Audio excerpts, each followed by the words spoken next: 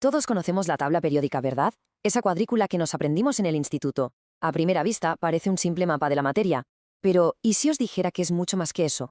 En realidad, es como un salón de la fama, un mural lleno de historias humanas, historias de descubrimientos increíbles, de homenajes, pero también de rivalidades muy, muy intensas. Vamos a descubrir algunas de ellas. A ver, una pregunta rápida. De los 118 elementos que hay, ¿cuántos creéis que llevan el nombre de una persona? Pues la respuesta es 19. Y lo curioso es que esos 19 elementos rinden homenaje a 20 científicos. Sí, la cuenta es correcta. Este pequeño detalle es justo la puerta de entrada a todas las historias que se esconden detrás de esos símbolos y números. Bueno, pues este es el plan de viaje para hoy. Primero veremos cómo se eligen estos nombres. Luego hablaremos de los homenajes a los grandes pioneros de la ciencia. Veremos qué eran las fábricas de elementos. Nos meteremos de lleno en la competencia atómica de la Guerra Fría y para terminar veremos cómo se resolvió todo ese lío y qué legado nos ha dejado. Ponerle a un elemento el nombre de una persona es básicamente la forma de hacerla inmortal. Piensa en ello. Es el mayor honor que puede recibir alguien en el mundo de la química. Es como grabarte un nombre para siempre en el lenguaje mismo con el que describimos el universo. Y un ejemplo perfecto es el curio, el elemento 96. Aquí está la explicación a lo de antes. Este elemento rinde homenaje no a una, sino a dos personas a la vez, al matrimonio de Pierre y Marie Curie.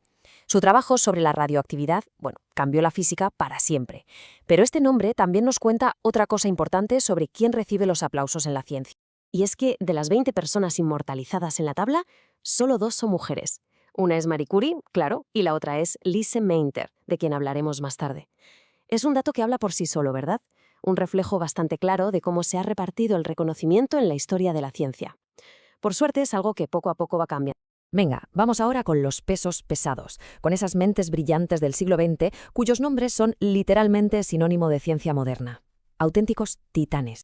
Aquí tenemos un póker de ases. El Einsteinio, que obviamente viene de Albert Einstein.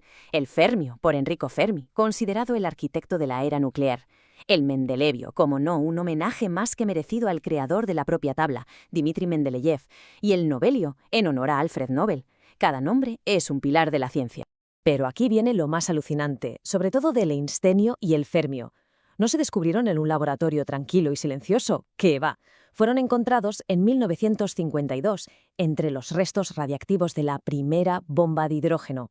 O sea, nacieron de una de las explosiones más violentas que ha creado el ser humano. Curioso, ¿verdad? Con el tiempo, el juego cambió. El descubrimiento de elementos dejó de ser cosa de un científico en su laboratorio para convertirse en una carrera a gran escala. Una competición entre enormes instituciones de investigación que eran, en la práctica, verdaderas fábricas de átomos. Y en esta carrera había tres pesos pesados que lo dominaban todo. Por un lado, el laboratorio de Berkeley en Estados Unidos. Por otro, el de Dubna, en la Unión Soviética. Y un poco más tarde se unió a la fiesta Darmstadt, en Alemania. Estos tres sitios eran la Champions League de la creación de nuevos elementos. Claro, con tres gallos en el mismo coral, ¿qué podía pasar? Pues lo que nos imaginamos, que dos de ellos anunciaran haber creado el mismo elemento casi a la vez. Y ahí, amigos, es donde empieza la verdadera salsa, la batalla por el derecho a ponerle el nombre. Y que nadie se engañe, no era una simple discusión científica, para nada. Estos conflictos, que se conocen como las guerras de nomenclatura, se convirtieron en un frente más de la Guerra Fría. Era una lucha por el prestigio nacional que se libraba en los aceleradores de partículas. El caso más famoso, sin duda, fue el del elemento 104. El equipo americano de Berkeley dijo, «Lo hemos encontrado y se llamará Rutherfordio». Y casi al mismo tiempo, el equipo soviético de Dubna afirmó, «No, lo descubrimos nosotros y se llamará Kurchatovio». Dos nombres, un solo elemento. El conflicto estaba servido. Y esto no fue un caso aislado. El jaleo duró décadas. Hubo disputas con el 104, el 105, el 106... Vamos, un lío tremendo. Al final tuvo que llegar el árbitro oficial, la Unión Internacional de Química, la IUPAC, para poner un poco de orden.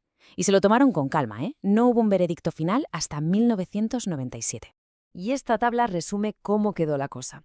Fue una solución bastante salomónica, la verdad. Por ejemplo, el 104 se quedó como Rutherfordio, un punto para los americanos.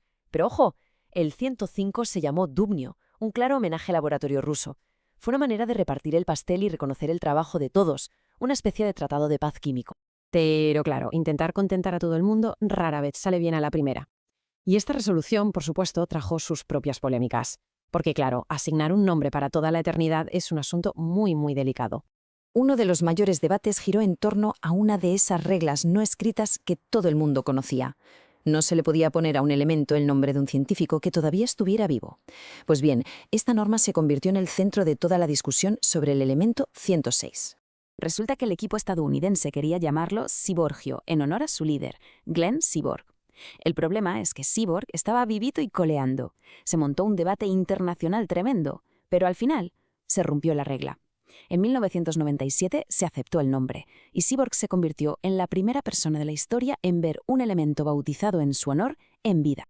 Y aquí volvemos a Lise Meitner. ¿Os acordáis de ella? El nombre del elemento 109, Meitnerio, es mucho más que un homenaje. Es un acto de justicia histórica. Meitner fue una figura clave para entender la fisión nuclear, pero la dejaron fuera del premio Nobel que sí le dieron a su colega. Así que este nombre, de alguna manera, corrige simbólicamente esa injusticia. Y esta tradición sigue muy viva. El último elemento de la tabla, el 118, se llama Oganesson. Fue sintetizado en Dubna y se le puso ese nombre en honor a Yuri Oganessian, un físico clave de ese laboratorio. Y al igual que Seaborg, Oganessian es la segunda persona que ha recibido este increíble honor estando aún en vida. Se cierra el círculo. Al final, lo que hemos visto es que la tabla periódica es como un libro de historia.